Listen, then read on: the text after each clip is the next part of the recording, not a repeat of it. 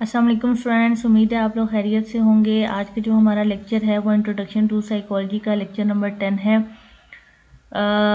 Lecture start करने से पहले आप लोग हमारे चैनल को सब्सक्राइब कर लें और जो प्रीवियस लेक्चर है उसका लिंक मैं यहाँ डिस्क्रिप्शन में ऐड कर दूँगी। और रिमेनिंग जितने भी लेक्चर हैं इंशाल्लाह हम मिड टर्म से पहले जल्दी जल्दी उनको कवर करेंगे। और आपको कोई भी क्वेश्चन हो तो आप कमेंट सेक्शन में पूछ सकते हैं। मज़ीद अगर आपने एग्ज़ाम की तैयारी के लिए हमारे व्हाट्सएप ग्रुप को ज्वाइन करना है उसके लिए भी आप उसको ज्वाइन कर सकते हैं। हमारा ओपन ग्रुप है जहाँ पे स्टूडेंट जो है ओपनली डिस्कशन करते हैं और जो भी उनकी क्वेरीज वगैरह होती हैं टाइम टू टाइम हम वहाँ पे उनको रिस्पॉन्ड करते रहते हैं।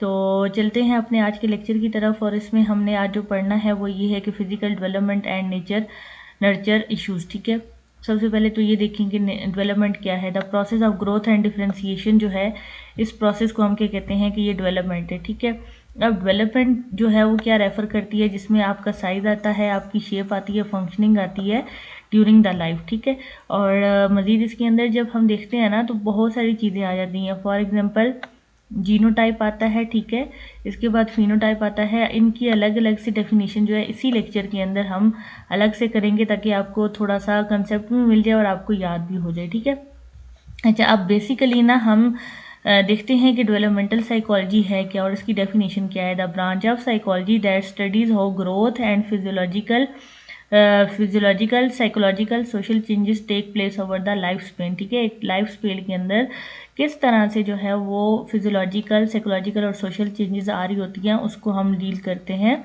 डेवलपमेंटल साइकोलॉजी के साथ। ठीक है, अच्छा, इसमें अब मज़ीद आप देखें कि ह्यूमन डेवलपमेंट है। ठीक है, उसमें क्या है हमारे पास बायोलॉजिकल सेंस है। ठीक है, बायोलॉजिकल तरीके से जो है वो चीज़ें या साइज़ या शेप या फंक्शनिंग जब एक बच्चे की चेंज हो रही होती है तो हम क्या कह रहे होते हैं कि ये इसका बायोलॉजिकल सेंस है। अच्छा, जब साइकोलॉजिकल सेंस में हम बात करते हैं तो उसकी कॉग्निशन, उसकी जो है वो साइको सोशल करेक्टरिस्टिक्स, ठीक है, उसकी डेवलपमेंट, उसके कम्प्लेक्स एज रिलेटेड और सिस्टमेटिक, ये सारी चीज़ें आ जाती हैं। ठीक है, डेवलपमेंटल चेंजेस के बारे में बता रहे हैं कि क्वांटिटेटिव होती हैं और हम इनको मेजर करते हैं, जैसा कि हमने हाइट मेजर कर ली या हमने वेट को देख लिया। ठीक है, मज़ीद इसके अंदर अगर हम देखें ना तो देखें साइकोलॉजिकल चेंजेस के अंदर क्या है, लर्निंग भी आती है, आपकी कॉग्निशन भी आती है, इंटेलिजेंस भी आती है, इमोशनल मैच्योरिटी भी आती है, क्रिएटिविटी भी आती है, सोशलबिलिटी भी आती है और आपकी मोरालिटी। ये सारी चीज़ें रिलेट करी होती हैं आपकी साइकोलॉजिकल चेंजेस से या फिर आपकी साइकोलॉजिकल डेवलपमेंट के ज़रिए से। ठीक है, अच्छा, अब ये क्वेश्चन है कि जो डेवलपमेंट है, ठीक है, वो कॉन्टिन्यू है या डिसकॉन्टिन्यू है। ठीक है, तो साइकोलॉजिस्ट क्या करते हैं, वो बिलीव करते हैं कि जो ह्यूमन की फंक्शनिंग है ना does not undergo fundamental changes but instead change gradually in its efficiency and work capability. Initially a child spoke a few words but gradually these words become longer and more complicated. ठीक है,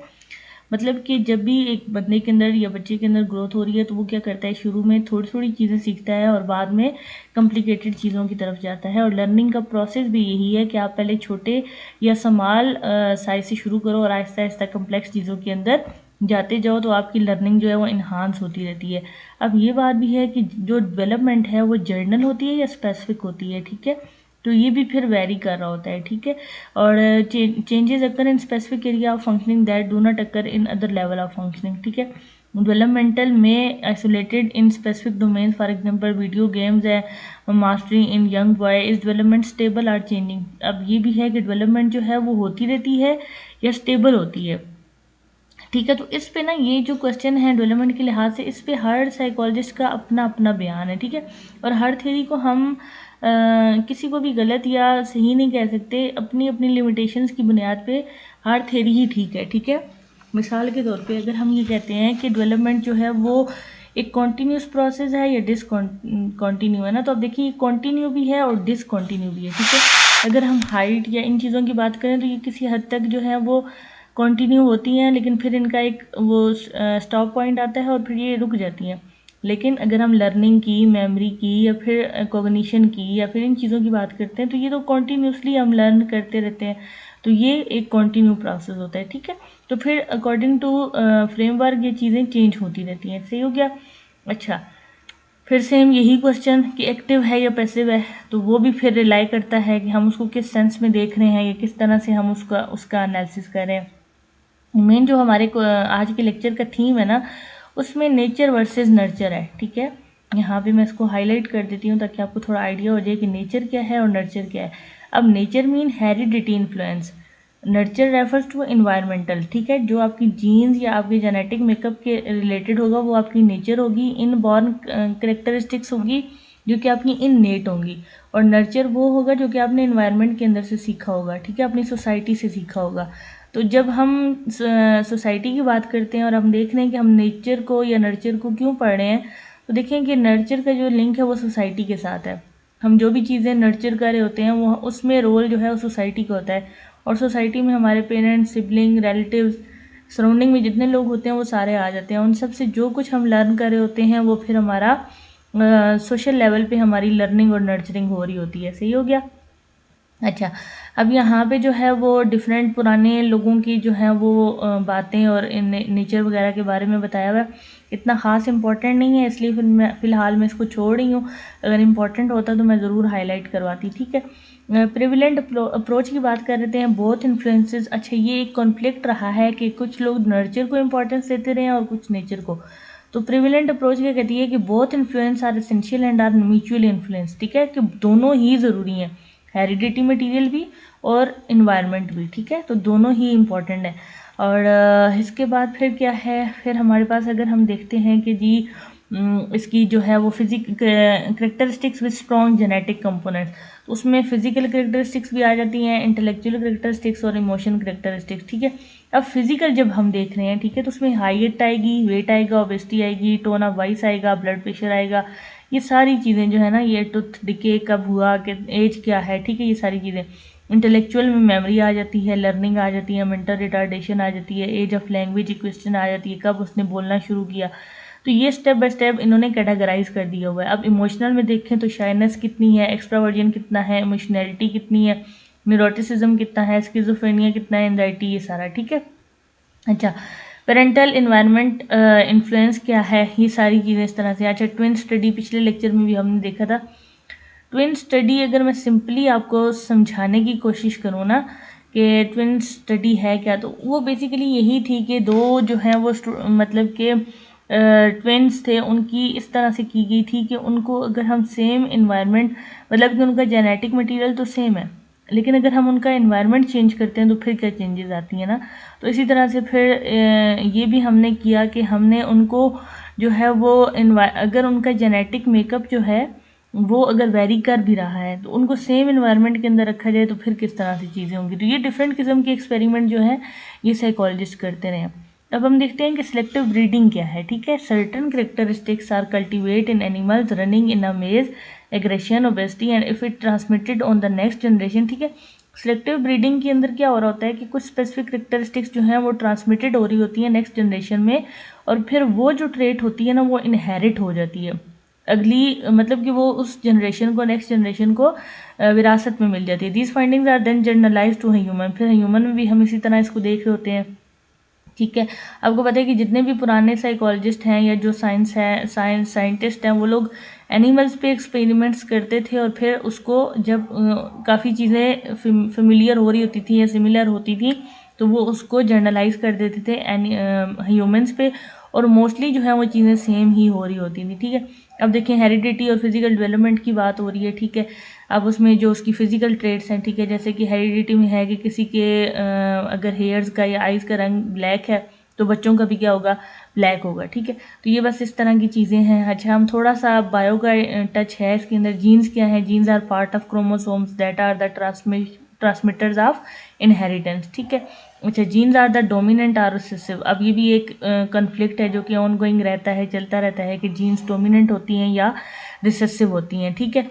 तो इसमें भी देखें कि ये बता रहे हैं कि डोमिनेट जो होती है ना, those of the recessive one if the father has brown eyes and the mother has black eyes, and if the father genes dominant, अगर उसकी जो डोमिनेंट होगी ना फादर की, तो जो बच्चे की जो आइज़ होंगी वो क्या हो जाएंगी, ब्राउन हो जाएंगी, और जो रिसेसिव वाला होगा वो फिर हमें डोमिनेंट नहीं होगा। तो ये इस तरह की बेसिक सी कंसेप्ट हैं, ठीक है। अगर आप लोगों को समझ ना आए तो आप उस पॉइंट को जो है वो हाईलाइट कर दीजिएगा। नेक्स्ट लेक्चर में हम इंशाल्लाह दोबारा मैं उसको समझा दूंगी। अगर आपको यहाँ लेक्चर में ना समझ आए तो आप जो है हमारे ग्रुप को ज्वाइन करके वहाँ पे भी 1-to-1 इंटरेक्शन करके भी समझ सकते हैं, ठीक है। जीन क्या है, ठीक है, made up of DNA deoxyribo nucleic acid है, ठीक है, उससे बना हुआ है। वो क्या होता है, किस तरह का हमारे पास किस तरह का DNA के अंदर फिर फर्दर क्या चीज़ें हैं, ठीक है, किस तरह से जेनेटिक मेकअप बनता है। और फिर एम्ब्रियो क्या है, डेवलप्ड जाइगोट है, ठीक है, with a hard brain and other, ठीक है। फीटस क्या है, developing child 9 weeks after conception, ठीक है, तो उसको हम फीटस कहते हैं। ये सारी चीज़ें हैं जो कि हमने मोस्टली जो है वो पढ़ी हुई हैं, ठीक है। और इसमें से जीनोटाइप देखें, ये मैंने आपको कहा था, genotype genetic composition of person, एक पर्सन जो है जेनेटिकली किस तरह कंपोज हुआ है या उसकी क्या करेक्टरिस्टिक्स हैं, तो वो हमारे पास आएगा जीनोटाइप में। और फिनोटाइप क्या है कि वो उसकी करेक्टरिस्टिक जो कि ऑब्जर्वेबल है, ठीक है, तो वो हमारे पास आ जाएंगी कि वो उसका फिनोटाइप है। मतलब कि अगर ऑब्जर्वेबल उसकी फिजिक को अगर हम देख रहे हैं तो वो मतलब कि ओबेसिटी का शिकार है या फिर टाल है, ये इस तरह से, तो जो टालेस्ट करेक्टरिस्टिक्स होगी वो क्या हो जाएगी, वो उसका फिनोटाइप हो जाएगा, ठीक है। एलील्स क्या होती हैं, ठीक है, this differentiation in colour is due to the fact that genes come in alternative form called alleles. When alleles are identical, जब एलील्स एक जैसी होंगी तो पर्सन क्या होगा, होमोजाइगस होगा ट्रेड्स के सेंस में। और जब एलील्स आपस में डिसिमिलर होंगी तो पर्सन क्या हो जाएगा, हेट्रोजाइगस हो जाएगा। अब मजीद डिस्कस कर लेते हैं कि होमोजाइगस क्या होता है और हेट्रोजाइगस क्या होता है। तो homozygous when the person inherit identical, जब इनहेरिटेंस से उसने आइडेंटिकल एलील्स ली हैं, सेम ही ना, तो सेम उसकी आइज जो है वो अगर ब्लैक थी तो ब्लैक ही रहेंगी, ठीक है, आइडेंटिकल बिल्कुल same. When he inherit to different alleles then the person is heterozygous, तो फिर क्या हो जाएगा, ब्लैक थी तो एलील्स का रंग डिफरेंट हुआ तो फिर क्या होगी, ये उसकी ब्राउन या कोई और कलर हो जाएगा, ठीक है। तो ये इस तरह से उन ट्रेड्स के बारे में बता रहे हैं। ऑटोसोमल डोमिनेंट इनहेरिटेंस और ऑटोसोमल रिसेसिव, डोमिनेंट और रिसेसिव के कंसेप्ट से आप इसको समझ सकते हैं कि अगर डोमिनेंट है तो फिर जो कलर डोमिनेंट होगा वही आएगा, ठीक है। और रिसेसिव में फिर ये कि जो उसकी ट्रेड जो है वो रिसेसिव हो जाएगी, ठीक है, जो कि डोमिनेंट नहीं होगी, तो वो हमारे पास क्या हो जाएगा, उसकी वो जो करेक्टरिस्टिक्स है वो रिसेसिव में आ जाएगी, ठीक है। अच्छा, हेयर टाइप का फिर ये मज़ीद आगे बता रहे हैं। फिर आगे ये बता रहे हैं कि ड्रेनोप्लासिया क्या है, a kind of Darwinism that is inherent by autosomal dominance, ठीक है। इसकी वजह से कहा होती है। टाइसेक डिजीज़ क्या है, body inability to break down, body जो है वो फैट को ब्रेक डाउन नहीं करती, ठीक है, तो 3 से 4 ईयर में मतलब बंदा ओबेसिटी की वजह से उसकी डेथ हो जाती है। हंटन डिजीज़ क्या है, 99% को relation between having the defined identified genes के अंदर की डिजीज़ जो है, ठीक है। हीमोफीलिया क्या है, इसके किसके साथ लिंक है। और स्पाइना क्या है, spina bifida are defect in the closure of vertebral canal, ठीक है, that is believe to be the condition transmitted by the sex link inheritance, ठीक है। मतलब कि ये बेसिक ये हमने हर जगह पे पढ़ा। तो प्रोसेस ऑफ डेवलपमेंट कंटिन्यू, अब यही कन्फ्लिक्ट फिर अभी आ रहा है, हम इसको डिस्कस कर लेते हैं। While considering aspects of development, individuality and interaction are the key term in understanding it, ठीक है। और all being bring their unique, her individual जो है वो यूनिक है, आपको ये चीज़ अंडरस्टूड होनी चाहिए। Package into this word and having unique set of experience to, genetically भी वो यूनिक होता है, ठीक है, और उसके अपने जो यूनिक सेट ऑफ एक्सपीरियंस भी होते हैं। And individual strength, abilities and predispositions are affected by the influence of environment, these influence make, ये जो उसकी सारी एबिलिटीज़ हैं, उसकी स्ट्रेंथ हैं या उसकी पॉजिटिव जितनी भी चीज़ें हैं वो उसके इन्वायरमेंट से उससे मिली होती हैं। These influences make a person act in way that elicit, और ये इन्फ्लुएंसेस जो है मिलके उसको एक नया इंसान बनाते हैं, ठीक है। और फिर इस तरह से हम कह सकते हैं कि जो डेवलपमेंट का प्रोसेस है वो कंटिन्यू है थ्रू आउट द लाइफ, ठीक है, ये रुकने वाला प्रोसेस नहीं है। तो ये हमारा आज का जो लेक्चर है वो भी कवर हो चुका है, ठीक है। 10 लेक्चर हमने कर लिए हुए हैं, पीछे हमारे रह गए हैं। जो भी आपके मिड टर्म के सिलेबस के लिहाज से होगा वो आप मुझे अपडेट कर दीजिएगा। इंशाल्लाह हम जल्दी ही एग्ज़ाम से पहले इनको कवर करेंगे। और कोई भी आपका क्वेश्चन है, कोई आपको चीज़ समझ नहीं आई है, आज का लेक्चर थोड़ा सा कॉम्प्लिकेटेड था, उसमें बायो का थोड़ा सा था, जिन स्टूडेंट ने बायो नहीं पढ़ी उनके लिए थोड़ा सा मुश्किल होगा, लेकिन मोस्टली ने पढ़ी होती है तो इंशाल्लाह it will be easy for you.